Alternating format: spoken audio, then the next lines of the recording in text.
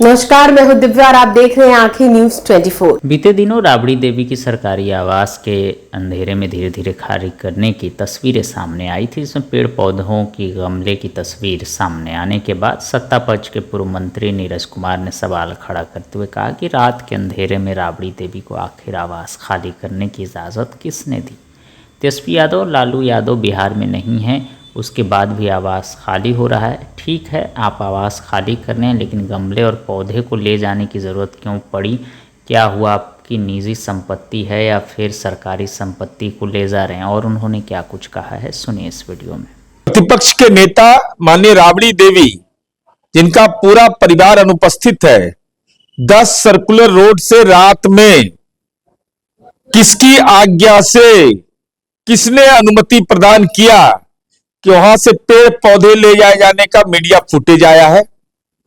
सवाल यह उठता है कि वो पेड़ पौधा किसका, क्या लालू जी के परिवार की निजी जागीर है या सरकारी उद्यान विभाग से यह गमला उपलब्ध कराया गया है?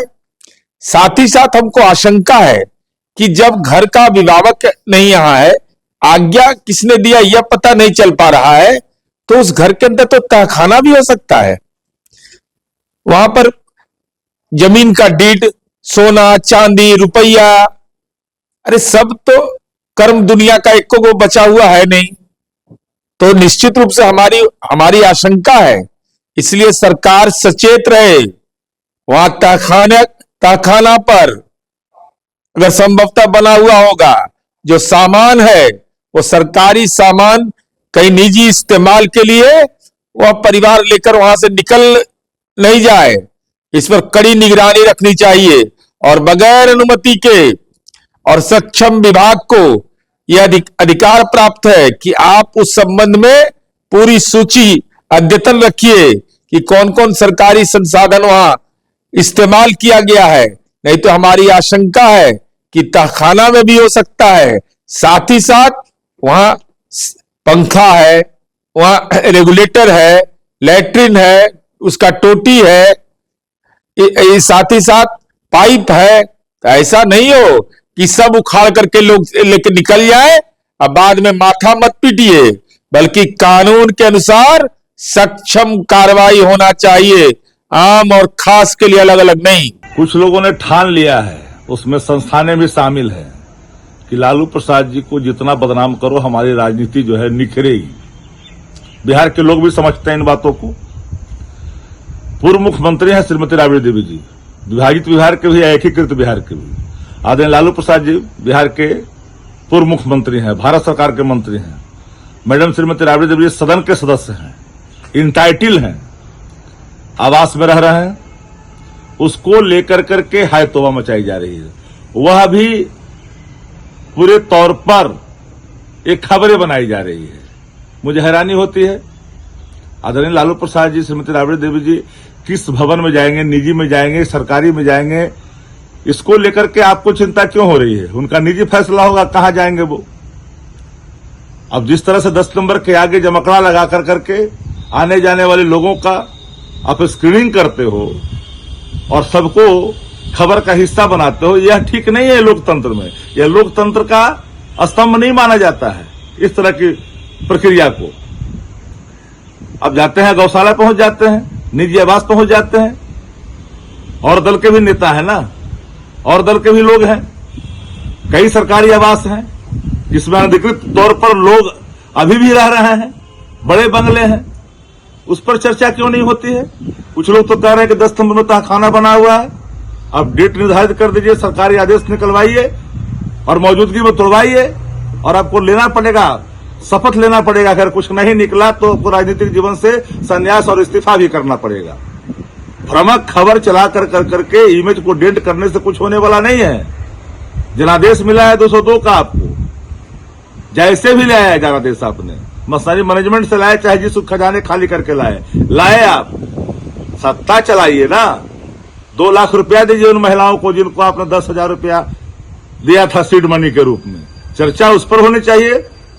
क्या है खजाने की स्थिति, श्वेत पत्र जारी करनी चाहिए। बजट एलोकेशन कितना था, किन योजना मद में पैसा आया, वो पैसा कहां ट्रांसफर डायवर्सन हुआ, इस पर चर्चा होनी चाहिए।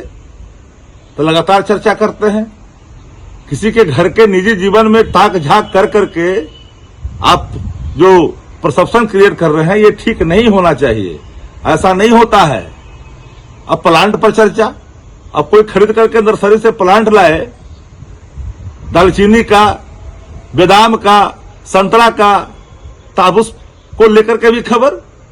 क्या है, भवन निर्माण विभाग को पता नहीं है कि क्या चीज दिया है वहां और किन किन चीजों को वहां पर रखा है, कौन चीज पहले से था और क्या चीज बाद में हुआ, जानकारी है, सबको जानकारी है, उसके भी कागजात होते हैं, तो सामने आकर करके उस पर बात होना चाहिए। इस तरह के फर्जीवाड़े चीजों को परसेप्शन बनाना, यह लोकतांत्रिक तरीका नहीं हो सकता है। कि न्यूज़ 24 देखते रहिए, 24 आवर्स देखते रहिए और दुनिया की अच्छी और सच्ची खबरों से अवगत होते रहिए। आंखें न्यूज़ 24 कभी नहीं करेगा आपको बोर। अगर आपने अभी तक हमारे चैनल को सब्सक्राइब नहीं किया है तो हमारे चैनल को जल्द से जल्द सब्सक्राइब करें, लाइक करें, शेयर करें। राजधानी पटना में कई वर्षों से शिक्षा में उत्कृष्ट योगदान दे रहा है Lohia Nagar Mount Carmel high school Kankarbagh Patna, जहां नर्सरी से कक्षा 12वीं तक की होती है पढ़ाई। 10वीं और 12वीं बोर्ड परीक्षा में 100% अंक का रिकॉर्ड। एक ऐसा स्कूल जहां पठन पाठन के साथ साथ बच्चों के संपूर्ण विकास का रखा जाता है ख्याल। खेलकूद, सांस्कृतिक गतिविधि, मैथ ओलंपियाड, साइंस ओलंपियाड और बहुत कुछ। आज ही कराए नामांकन की प्रक्रिया जारी है। संपर्क करें DS/16 Gayatri Mandir road, housing board colony east, Indira Nagar, Kankarbagh, Lohia Nagar, Patna. हमारा पिन कोड है 800020। पटना में कई वर्षों से शिक्षा में अहम योगदान दे रहा है Gyansthali high school Alamganj Patna city, जहां 10वीं और 12वीं की बोर्ड परीक्षाओं में 100% अंक प्राप्त कर रहे हैं बच्चे। एक ऐसा स्कूल जहां न केवल होती है पढ़ाई बल्कि साथ ही साथ होती है कल्चरल एक्टिविटी, स्पोर्ट्स एक्टिविटी से जुड़े गेम्स, मैथ ओलंपियाड से लेकर साइंस ओलंपियाड, जहां बच्चों के लिए स्कूल कैंपस अत्याधुनिक सुविधाओं से लैस, छोटे बच्चों के लिए वाहन और ट्रांसपोर्ट की विशेष सुविधा। तो देर किस बात की, आज ही कराएं अपना नामांकन Gyansthali high school Alamganj Patna city में, जहां नामांकन की प्रक्रिया जारी है। संपर्क करें पुलिस चौकी Alamganj main road near Alamganj थाना, पटना, बिहार 800007।